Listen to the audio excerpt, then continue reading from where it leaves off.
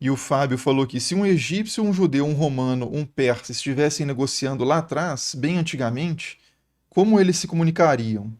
Existia um idioma comum falado por todos? Depende do contexto. O grego, no período em que o Egito estava inserido, né, dentro do contexto imperial romano, e o grego era utilizado como a língua franca em várias áreas do Império Romano, o grego poderia ser uma boa opção. Tinha muitos judeus que falavam grego, egípcios falavam grego, romanos falavam grego. Em outros períodos históricos, o acádio, por exemplo, o aramaico, também foram línguas francas utilizadas ali naquela região do Mediterrâneo Oriental até a Ásia Central, mais ou menos. Então, era uma língua que poderia ser utilizada de forma comum. Eu não sei se no caso desse contexto antigo existia uma espécie de língua comercial, como a língua que existia na Idade Média. Existia uma língua que era baseada em algumas. Era tipo meio que uma mistura de latim com outras línguas, que era utilizada por mercadores que faziam o trajeto ali da Rota da Seda. Existia uma espécie de língua dos comerciantes mesmo, né? Mas nesse caso antigo, para esse contexto mais antigo, eu não sei de uma língua especificamente nesse caso. Mas é isso, o aramaico já foi utilizado nessa capacidade, né, de língua franca, e o grego bastante também. E você poderia recorrer a intermediários, né, também, a tradutores. Algumas pessoas falavam várias línguas, então, às vezes um comerciante, ele mesmo falava várias línguas, ou era acompanhado de uma pessoa de um local que também falava a língua dele, fazia essa mediação, né?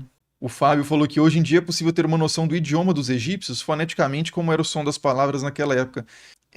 Cara, assim, eu não sei qual o nível de precisão que a gente consegue chegar. Eu sei que é um nível de precisão insuficiente, é muito inferior, por exemplo, a reconstituições do latim ou do grego que a gente tem, né?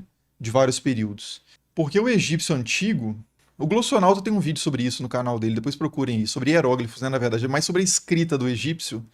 E existe um processo de reconstituição de pronúncias, assim como é feito para o sumério, para o acádio também. No caso do acádio, é um processo que é mais, a gente tem uma segurança um pouco maior de saber sobre a tonicidade, né, as sílabas tônicas das palavras no acádio. No sumério já é mais incerto. No caso do egípcio, eu também acho que é bem incerto. Tanto é que a gente tem várias transliterações diferentes também, né? Várias reconstituições de nomes diferentes. Se você pegar um nome assim, tem um faraó que é o Sisaque. Ele aparece muitas vezes nas traduções como Sisaque I, que é um faraó que dominou a região de Canaã por alguns anos ali, quando já existia Israel e Judá, né? Nos tempos ali dos conflitos do, enfim, século nono, oitavo, né? Por ali.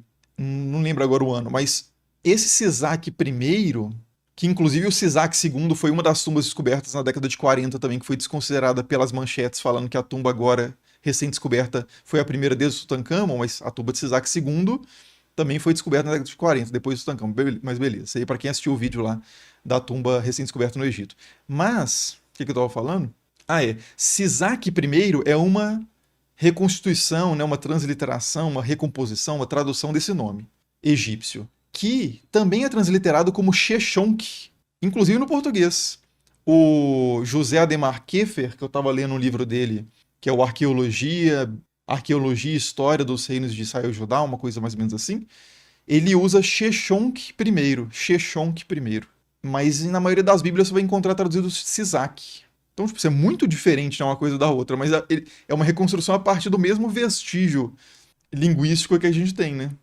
Os mesmos hieróglifos, ou sei lá, se tem em demótico esse nome, não sei exatamente a partir de qual documentação que reconstruíram esse nome dele.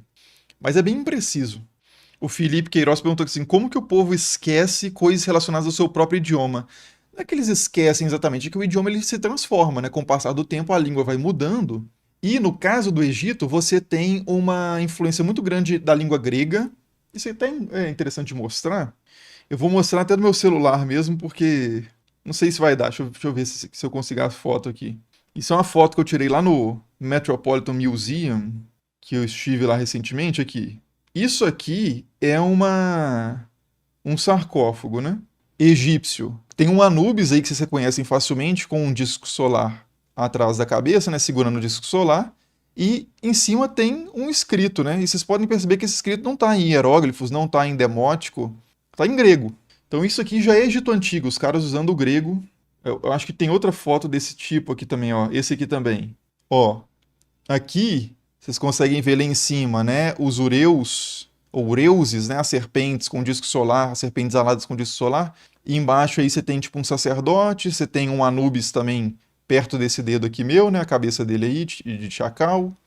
Você tem aqui um Osíris, deixa eu ampliar aqui. Você tem aqui um Osíris, e aí você tem o Anki aqui na mão do Anubis, né? E aí quando você vai para a inscrição aqui embaixo, deixa eu aumentar aqui.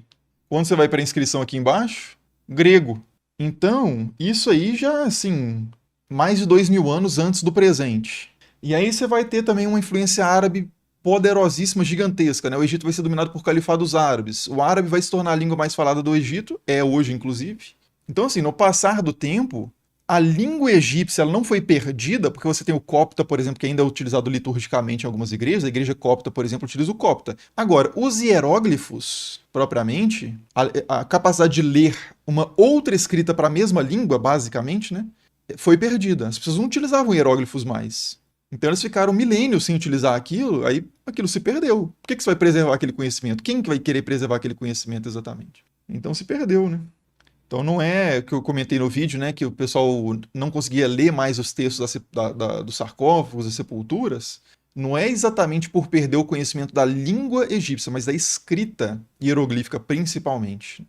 A língua egípcia também, em boa medida, o conhecimento preservado dela foi bastante atrapalhado, por assim dizer, pelas essas influências de outras línguas. Né? O Liard falou que, boa noite, mestre, vi a Paixão de Cristo recentemente e me veio a dúvida de como era que os romanos se comunicavam com os judeus. Os romanos tinham um vasto estudo das línguas daqueles que eles dominavam, ou do mundo conhecido por eles, ou os judeus que estudavam a língua dos romanos na época, como era esse estudo de outras línguas na época. Tá, então vamos lá. Estudo de outras línguas na época existia desde sempre, né? Sempre as pessoas precisaram de se comunicar com pessoas que falam línguas diferentes, e para você aprender uma língua de outra pessoa, você tem que aprender a língua daquela pessoa. Às vezes de uma forma mais informal, tipo assim, você passa um tempo junto daquele povo e aprende a sua língua por imersão, ou em escolas propriamente. No caso do grego, havia em todo o mundo romano ali escolas de educação clássica, tutores, né? Eram mais professores do que propriamente escolas, mas você tinha esses tutores que ofereciam esse serviço de iniciar, né, as pessoas ali na educação clássica, grega principalmente, aprender não só a língua, mas aprender os mitos, as histórias da Ilíada e da Odisseia, ter um repertório, né, que era considerado distintivo de uma elite. Era algo que te dava um capital social elevado, né, como mais ou menos saber inglês hoje, ou conhecer música clássica, ou coisa do tipo. Então havia muito isso nas elites, né? A formação das pessoas ali, uma formação mais sistemática, mais organizada no aprendizado da língua grega. E isso era muito comum entre judeus das elites. Então, Fílon de Alexandria era um cara que dominava o grego, era um cara que estava no Egito, né? E era judeu. Várias outras figuras falavam o grego. Você tem livros que estão na Bíblia, os evangelhos, as cartas de Paulo, que foram escritos originalmente em grego. Paulo, de novo, era um judeu e escrevia em grego. Isso aumentava o alcance do que ele falava, né? E por aí vai, beleza. Então, assim, eram mais os romanos que estudavam o aramaico, talvez, né? Ou o hebraico, para se comunicar com o pessoal na Judéia, ou o contrário? Era mais o contrário. Agora, um oficial romano, por exemplo, ele não teria a menor dificuldade de encontrar esse intermediário, esse tradutor, para ele conversar com alguém ali na Judéia. Ele pega alguém que aprendeu o grego, que sabe grego, ou ele pode, se o cara vive na Judéia, ele pode aprender também o aramaico, né? Mas eu acredito assim que é muito mais os judeus aprendendo a língua da cultura mais dominante do que, assim, isso vai ser em qualquer contexto histórico, né? O dominado geralmente aprende a língua do dominante e o dominante não aprende língua nenhuma. É o caso do pessoal nos Estados Unidos hoje, que male sabem, assim, um espanhol. Se o cara sabe espanhol, já é assim. E isso nem é visto muito como, nossa, é culto, você fala espanhol. É meio que, assim, é a impressão que eu tenho, né? Posso estar errado. Mas nos Estados Unidos, se você fala espanhol, o pessoal não vai pensar, que chique você fala espanhol. Vai pensar que útil você fala espanhol, consegue se comunicar com imigrantes ou com. Assim. Então não tem essa questão de distinção cultural. Como tem, no caso, nos Estados Unidos, sei lá, se você falar francês ou alemão, o pessoal vai achar chique.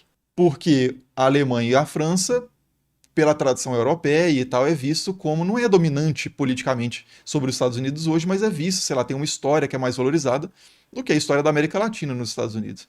Então, hoje em dia, o pessoal nos Estados Unidos não sabe língua nenhuma porque, não, sei lá, é isso. E aqui no Brasil a gente aprende. Se você não aprende o inglês, você vai ficar bastante reduzido aí nas suas possibilidades de atuação até profissional, no caso aqui de estudo, né? De acesso a livros, a artigos. Agora, se você fala inglês, você lê tudo na sua língua. Você espera o pessoal traduzir para o inglês, né?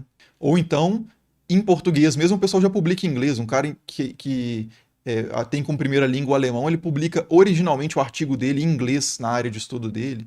Então, geralmente, o dominante.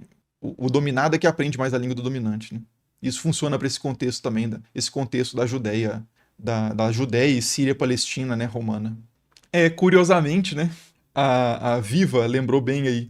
Curiosamente, a própria Grécia estava dominada nesse período pelos romanos, né?